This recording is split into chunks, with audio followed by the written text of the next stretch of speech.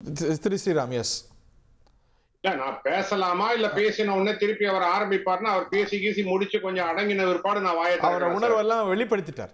அடுத்த breaking news வந்தப்பறம் தான் ஆரம்பிப்பார் நினைக்கிறேன்.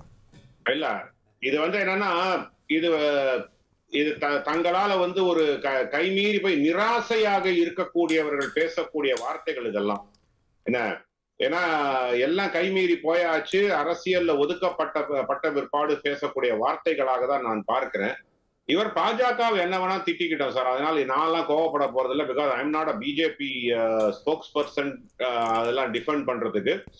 எடப்பாடி பழனிசாமியும் அவர் என்ன வேணா சொல்லிக்கிட்டோம், அதுக்கு சேலம் மணிகண்டன் பதில் சொல்லியிருப்பார் சார். நான் அரசியல் கூட்டணியில் இருக்காருல்ல சேலம் மணி இல்ல, நான் சொல்றேன் அரசியல் விமர்சகனாக வெளியில் இருந்து பார்க்கக்கூடிய போது என்ன நடக்குது என்பதுதான்.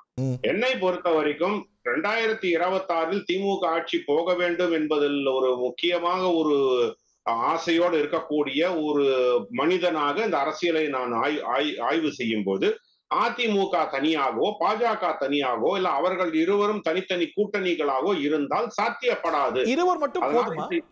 இந்த பலம் போதுமா? இந்த இரண்டு கூட்டணியும் ஒன்று சேர வேண்டும், அதுதான் என்னுடைய அபிப்பிராயமாக இருக்கு. அதனால இந்த ஒன்று சேர்ந்திருக்காங்க. இந்த ரெண்டு பேர் போதும் நினைக்கிறீங்களா நீங்க சொல்ற இலக்குக்கு? இல்ல, இந்த இரண்டு பேர் போதுமானா இது சில தேர்தல் கணக்குகள்ல போதும் சொல்லுவேன். இது ஒரு நான்கு, அதாவது இப்போதைக்கு ஒரு மூன்று கூட்டணி மோதுகிறது. சீமான் அவர்கள் தனியா இருக்கார். ஒரு நான்காவது பிராண்டை கண்டிப்பாக ஒரு முயற்சி நடந்துட்டு இருக்கு. கூடிய சீக்கிரத்துல ஒரு முன்னணி ஒண்ணு வருவதற்கான வாய்ப்புகள்.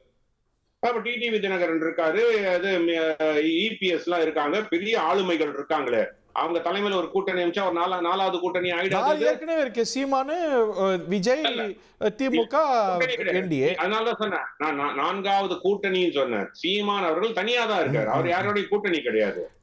இப்ப டிடிவி ஓபிஎஸ் சேர்ந்த கூட்டணி, அது வேற யார் இருப்பாங்க அதுல? எவ்வளவு பெரிய பவருங்க அது, என்ன பெரிய ஒரு பவர்ஃபுல் கூட்டணி அது சொல்லுங்க. டிடிவி ஓபிஎஸ் பெரிய கூட்டணியா கிண்டல் பண்றாரு? மிகப்பெரிய பவர்ஃபுல் சார், வெற்றி பெறுவதற்குண்டான ஒரு வாய்ப்புள்ள கூட்டணி இல்ல. அவங்க வெற்றி பெறாங்களோ இல்லையோ அதிமுகவுடைய வெற்றி வாய்ப்பை தடுக்க முடியும்ல, குறிப்பா தென் மாவட்டங்கள்ல. அதனால 2021 24 வலியுறுத்தினார் பேசுறார்.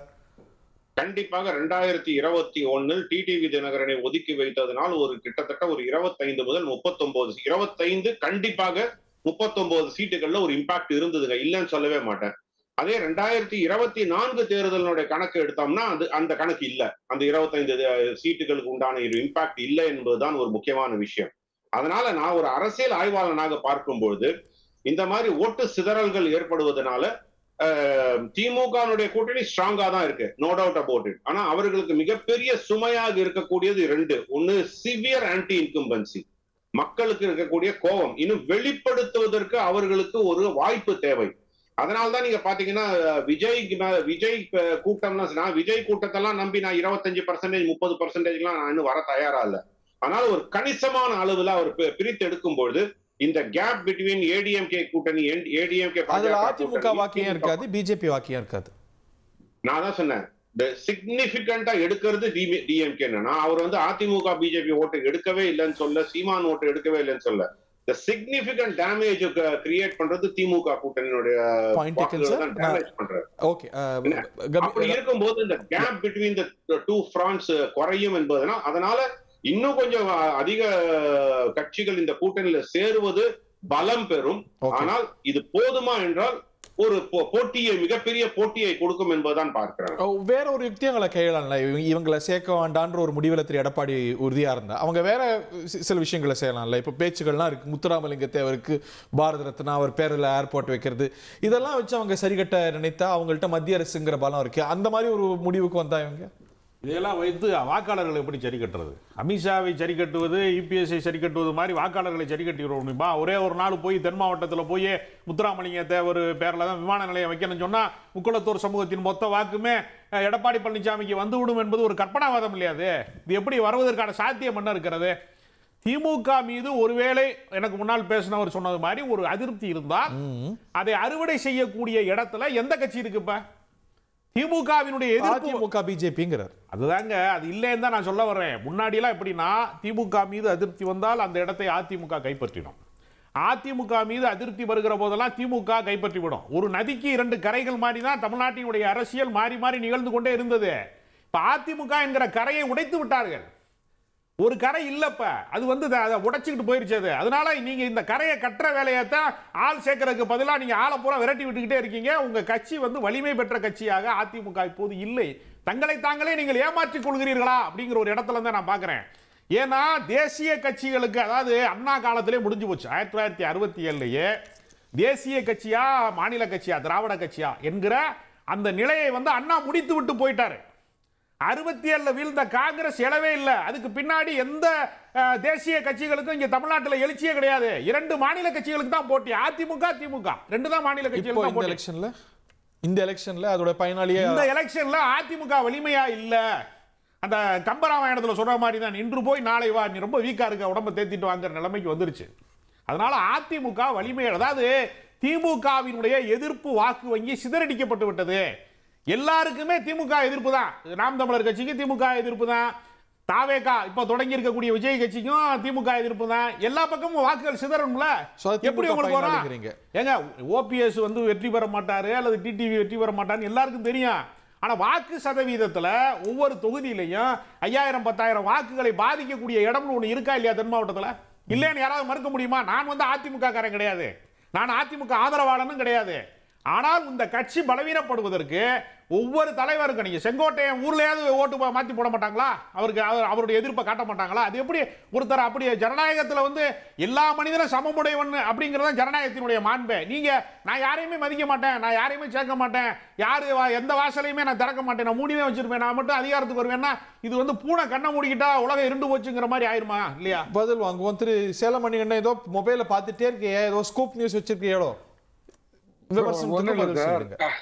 அவரு திரு கோலப்பன் அவர்கள் பேசுனது அப்படியே உடனே அங்க இப்ப யார பார்க்க போயிருக்காங்களோ அங்க ஒருத்தருக்கு அப்படியே டிரான்ஸ்லேட் பண்ணி ஹிந்தியில அப்படியே பாஷா பாயிட்ட கொடுத்துருங்க.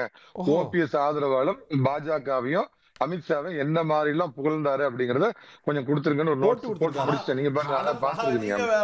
கொடுக்கல, அதுக்கு பயப்படணும். நீங்க பயப்படுங்க, நாங்களாம் பயப்பட மாட்டோம்.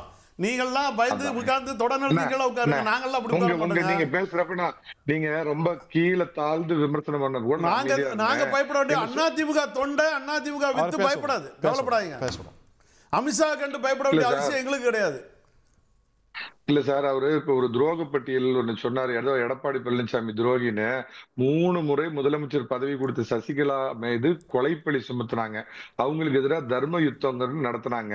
என் கைய புடிச்சு முறுக்குனாரு டிடிவி, என்ன மிரட்டி ரெசிக்னேஷன் லெட்டர்ல வாங்கினாங்க அப்படின்னு சொன்னாங்க. ஒரு குடும்பத்தின் பிடியிலிருந்து இந்த கட்சி விடுபட வேண்டும் இப்படி எல்லாம் சொல்லிவிட்டு அம்மாவுடைய சாவுல சந்தேகம் இருக்குது அப்படின்லாம் சொல்லிட்டு கொடுத்துடலாம். இப்போ சந்திப்பு முடிந்து இந்த கார்கள்லாம் வெளில வருது. ஒரு வேளை திரு எடப்பாடி பழனிசாமி அவருடைய கார்களாக தான் இருக்கும். ஐ திங்க் ஸோ இல்லையா? வெளியில் இந்த சந்திப்பு முடிந்ததாக அறிகின்றோம். Subject to reconfirmation. S Manikandan sir, go ahead. ஆமாங்க, இப்ப இதெல்லாம் இவங்க துரோகத்தை பத்தி பேசலாம். எடப்பாடி பழனிசாமியோட ஸ்டாண்ட் அன்னையில இருந்து ஒண்ணு, கட்சிக்கு துரோகம் பண்ண உங்களை நான் சேர்த்த மாட்டேன் சார். ஒண்ணு கேட்கிறேன், இந்த 3 இண்டிவிஜுவல்ஸ் சேர்த்துட்டு அதிமுக பலமாயிடுமா சார்? ஒரு கிராம கமிட்டியில இருந்து பூத் கமிட்டி அமைச்சு விடணுமா அந்த கட்சி எப்படி வளருங்கிறத அதை நோக்கி பயணம் பண்ணிக்கிட்டு கிட்டத்தட்ட 1 வருஷமா பூத் கமிட்டியை பலப்படுத்திக்கிட்டு இன்னைக்கு வந்து இந்த திராவிட மாடல் ஆட்சியில இருந்து தமிழகத்தை மீட்போம் அப்படின்னு சொல்லிட்டு பயணம் போயிட்டு இருக்கிற இது கட்சியை வளர்த்துற இதா? இதே நான் ஒண்ணு கேட்கிறேன், எடப்பாடி பழனிசாமி 6 மாசத்துக்கு முன்னாடி அதிமுக பத்தி எல்லாம் என்ன நினைச்சாங்க, இப்ப எல்லாரும் பத்தியில என்ன டாக் இருக்குது? இந்த 3 பேரால 3 ஓட்டு வரும். இவங்க பின்னாடி இன்ஃபியூஷன் இருக்கா? இன்ஃபியூஷன்ங்கிறது வித்து எடப்பாடி பழனிசாமி. தேர்தல் பாத்தீங்க, 24 தேர்தல் பாத்தீங்க, ராமநாதபுரத்துல தேனியில இழப்ப நீங்க பாக்கலையா? தென் மாவட்டங்கள்ல இழப்ப பாக்கலையா? அது அடியோட மாறிடுமா நிலைமை? சார், நான் பல முறை சொல்லிட்டேன் சார். திரு செம்மலை அவர்கள் புரட்சி தலைவர் இருந்த காலத்திலே ரெட்டல் உங்க வெற்றி வாய்ப்பை தடுக்க மாட்டாங்களா? அந்த நிலைமை அடுத்த எலெக்ஷன்ல செம்மலை அதுதான் பண்ணினார். அப்ப எம்ஜிஆரோட புகழ் குன்றி போச்சா? அடுத்த எலெக்ஷன்ல தோத்து போச்சா? இழப்பு உங்களுக்கு இல்லையா சார்? அவங்க பிரிக்கிற ஓட்டு 1 2 3 10 10,000 உங்க ஓட்டு இல்லையா? சார் அதுதான் சொல்றேன். இப்ப நடக்க போற தேர்தல், போன பாராளுமன்ற தேர்தலுங்கிறது பிரதமர் வேட்பாளருங்கிற முகமே இல்லாம அதிமுக போய் நினைச்சு சார். இன்னைக்கு நான் சொல்ற மாதிரி 7.5 இல்லாத 4.5 ஆண்டு நல்லாட்சி கொடுத்த பழனிசாமி வேண்டுமா, திராவிட மாடல் ஆட்சி கொடுத்த ஸ்டாலின் வேணுமா அப்படிங்கிறப்ப எந்த கணக்குல ஸ்ரீராம் சேஷாத்ரி சொன்னதை நான் முழுவதுமா ஏத்துக்கிறேன். ஆன்டி இன்குபென்சி அவங்க அப்பா காலத்துல 2011 இருந்ததோட மிகப்பெரிய ஆன்டி இன்குபென்சி இருக்கிறப்ப சினிமா முதலமைச்சரை கண்டோ இல்ல தோற்பதற்காக பயிற்சி எடுக்கிறேன்னு ஒவ்வொரு தேர்தலையும் நிக்கிறவரை கண்டோ மத்தவங்களை கண்டோ ஓட்டு போட மாட்டாங்க சார். ரெண்டு சார். திரு ஸ்டாலின் அவருடைய ஆட்சி, எடப்பாடி பழனிசாமி ஆட்சி, அம்மாவின் ஆட்சி, கலைஞர் ஆட்சி, இந்த நாளையும் கம்பேர் பண்ணி பார்த்துட்டு இந்த திமுக ஆட்சிக்கு பழனிசாமி பரவாயில்ல அப்படின்னு வர்ற பாசிட்டிவ் ஓட்டும் குறைஞ்சபட்ச பாமகவும் பாஜகவும் இருந்தா போதும்.